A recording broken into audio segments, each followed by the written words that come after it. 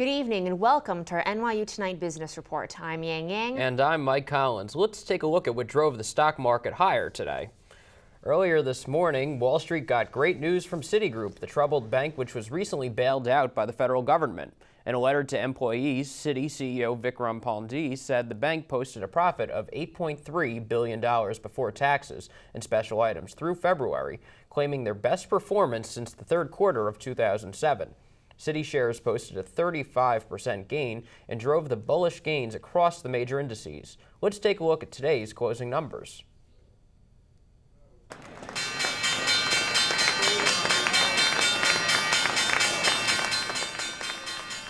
Mike, the markets shot up today on the Citi news that you just mentioned. The Dow Jones Industrial Average was up 379 points, or 5.79% on the day. The Nasdaq was up nearly 90 points, or over 7%, and the S&P 500 was also up nearly 43 points.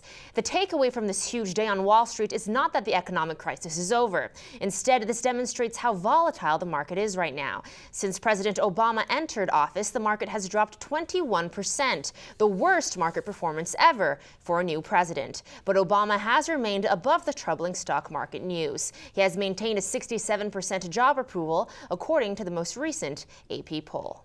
That's right, Yang. His approval rating remains in the 60s, due in large part to the amount of action he has taken as president since he took over in January. To date, Obama has signed the $787 billion stimulus package into law.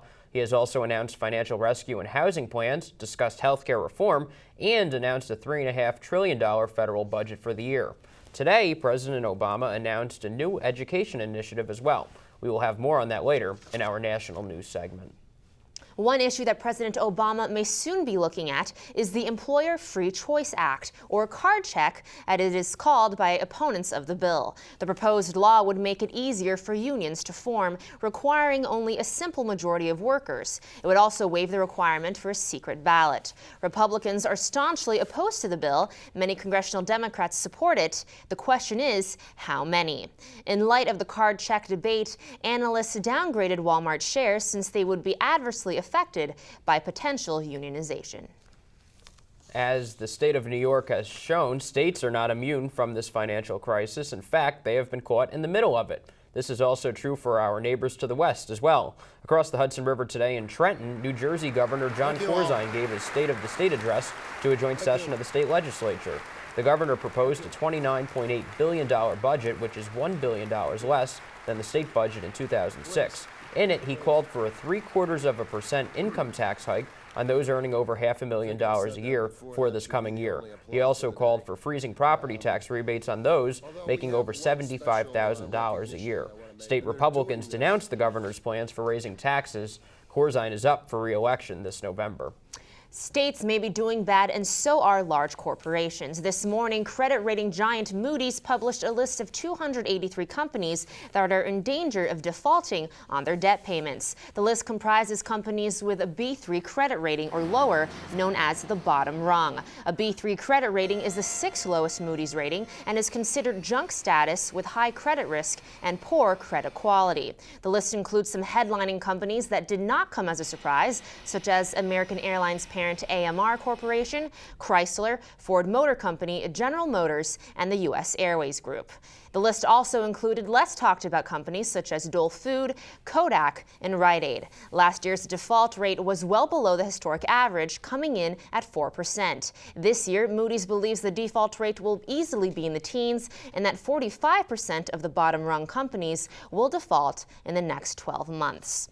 Delta Airlines announced that it will cut its international flights by 10% starting in September to cope with rising fuel costs and lower travel demand. With this news, Delta's shares closed at $4.74, up 56 cents, or more than 13.26%. Bernie Madoff continued to make headlines today. Madoff, who was charged with operating a $50 billion Ponzi scheme back in December, was in Manhattan federal court to investigate any conflicts of interest with his lawyer, Ira Lee Sorkin.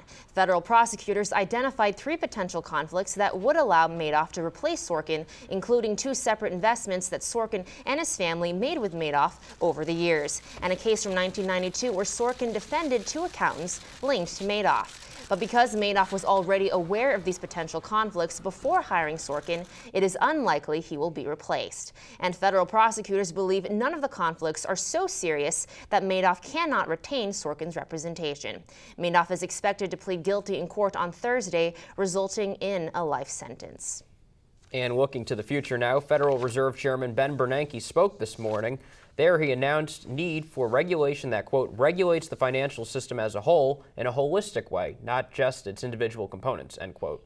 The Obama administration and Congress are now drafting their overhaul strategies. And with all this doom and gloom in the economy we've spoken about, one must ask, when exactly will this crisis be over? So what are your thoughts on that, Yang? Well, Mike, I definitely don't think the crisis will be over anytime soon. Definitely not in 2009, but we'll have to hope for some better news for 2010 and 2011. And that better news can't come soon enough. But in terms of putting a date on it, well, Federal Reserve Chairman Ben Bernanke isn't any more sure than we are.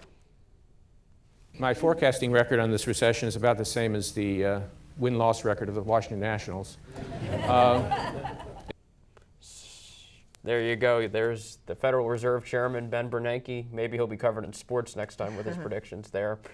Anyway, that's all for business news. I'm Mike Collins. And I'm Yang.